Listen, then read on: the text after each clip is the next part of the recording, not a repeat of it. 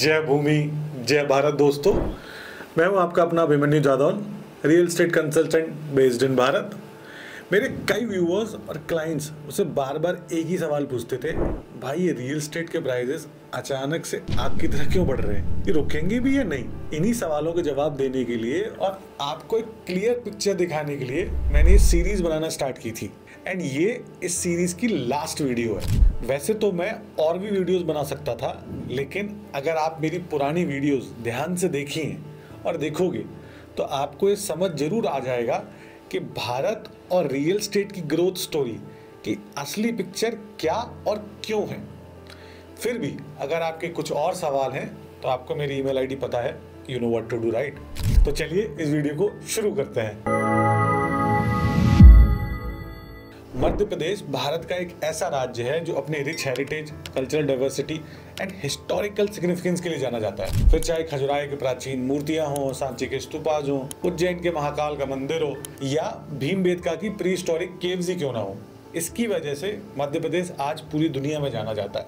लेकिन मध्य प्रदेश सिर्फ अपने रिच हिस्ट्री और कल्चरल के लिए नहीं, बल्कि अपनी इकोनॉमिक और इंडस्ट्रियल स्ट्रेंथ के लिए भी काफी बड़ा नाम है। भारत के कोल रिजर्व का 25%, सीमेंट प्रोडक्शन का 11% इसी राज्य से कंट्रीब्यूट होता है और कंट्री का highest stone, diamond and copper reserve भी इसी राज्य से आते हैं। ये सब एमपी को एक इंडस्ट्रियल और इकोनॉमिक पावर हाउस बनाता है। अगर हम आज की बात करें तो एमपी सिर्फ एग्रीकल्चर और टूरिज्म तक सीमित नहीं रहा, ये आईटी, ऑटोमोबाइल, फार्मास्यूटिकल्स, टेक्सटाइल्स और लॉजिस्टिक जैसे नए सेक्टर्स में अपनी जगह बना रहा है। इंदौर और भोपाल नए आईटी और स्टार्टअप हब्स के रूप में उभर रहे हैं। गवर्नमेंट पॉलिसीज भी ईज ऑफ डूइंग बिजनेस को प्रमोट कर रही है, जिससे नए इन्वेस्टर्स इस राज्य में इंटरेक्ट हो रहे हैं। अब बात करते हैं इंडस्ट्रियल डेवलपमेंट की। तो एमपी ने ग्लोबल इन्वेस्टर समिट 2023 में 184 बिलियन यूएस डॉलर यानी कि 15,42,550 करोड़ के इन्वेस्टमेंट्स अट्रैक्ट किए। 23 फॉरेन इन्वेस्टर्स ने 36 एमओयू साइन किए। ये क्लियरली दिखाता है कि एमपी भारत के नए ग्रोथ इंजन के रूप में निकल के आ रहा है। एमपी का इंडस्ट्रियल फ्यूचर और भी स्ट्रांग हो गया जब इसे दिल्ली मुंबई इंडस्ट्रियल कॉरिडोर यानी डीएमआईसी का एक क्रूशियल पार्ट बनाया गया। डीएमआईसी एक मेगा इंफ्रास्ट्रक्चर प्रोजेक्ट है जो भारत के मेजर इकोनॉमिक हब्स को हाई स्पीड लॉजिस्टिक्स और स्मार्ट इंडस्ट्रियल जोन्स के थ्रू कनेक्ट करेगा। भारत को एक ग्लोबल मैन्युफैक्चरिंग हब बनाने के लिए 4 बड़ी इंडस्ट्रियल स्मार्ट सिटीज बन रही हैं, ग्रेटर नोएडा में, धुलेरा में, शेंड्रा बिटकेन में और एक विक्रम उद्योगपुरी में। आज हम बात करेंगे विक्रम उद्योगपुरी इंडस्ट्रियल टाउनशिप की। ये इंडस्ट्रियल टाउनशिप उज्जैन से सिर्फ 14 किलोमीटर और देवास से 18 किलोमीटर दूर है। देवास उज्जैन रोड पर नरवार विलेज के पास 443.79 हेक्टेयर्स में फैली हुई स्मार्ट सिटी एमपी के इंडस्ट्रियल फ्यूचर का एक मेजर पिलर आज साबित हो रहा है। इसका नाम महाराजा विक्रमादित्य के नाम पर रखा गया है, जो उज्जैन की रिच ट्रेड और कॉमर्स लेगेसी को भी रिप्रेजेंट करता है।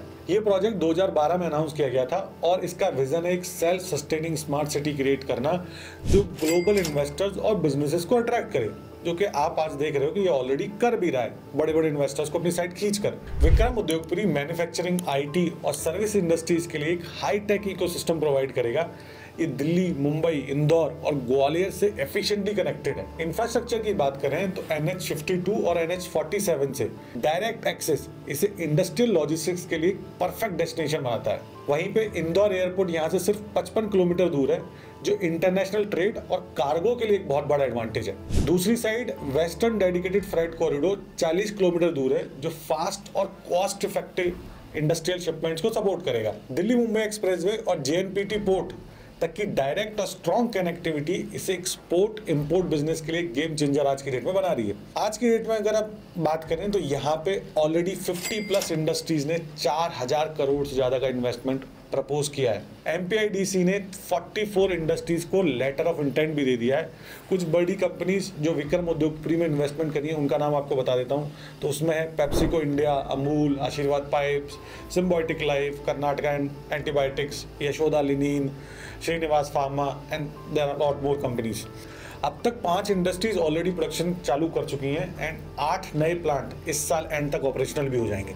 MPITC के हिसाब से यहाँ पे 12,000 से ज़्यादा लोगों के लिए एम्प्लॉयमेंट अपॉर्चुनिटीज क्रिएट होंगी और आने वाले टाइम में नंबर और भी बढ़ेगा जब कंपनीज यहाँ और अपने ऑपरेशन स्टार्ट करना चालू करेंगी जो अभी अंडर कंस्ट्रक्शन है। अगर रियल एस्टेट प्राइसेस की बात करें तो यहाँ का इंडस्ट्रियल प्लॉट्स अभी आपको 70 लाख रुपए से लेके 1.5 करोड़ रुपए पर एकड़ की रेंज में मिलते हैं, लेकिन डिमांड इतनी हाई है जी कि authorities facing land shortage issues, जिसकी वजह से वो अभी जो नए प्लॉट्स की डिमांड उनके पास जो आई है वही फुलफिल नहीं कर पा रहे हैं। जैसे यहाँ लैंड ऑप्शंस ओपन होंगे मेरे हिसाब से यहाँ इन्वेस्ट करना एक गोल्डन अपॉर्चुनिटी आने वाले टाइम में साबित होगा।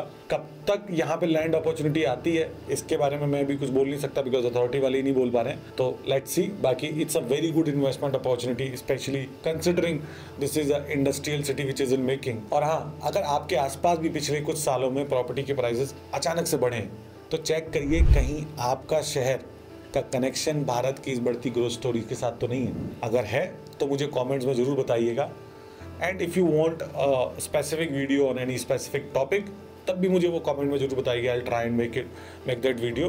बाकी अगर ये वीडियो और मेरी मेहनत जो मैंने इस सीरीज़ में लगाई है वो आपको अच्छी लगी है, लाइक शेयर एंड सब्सक्राइब करना मत भूलिएगा। मैं आपको मिलूंगा अगली वीडियो में, तब तक के लिए हंसते रहिए, मुस्कुराते रहिए। जय भूमि, जय भारत।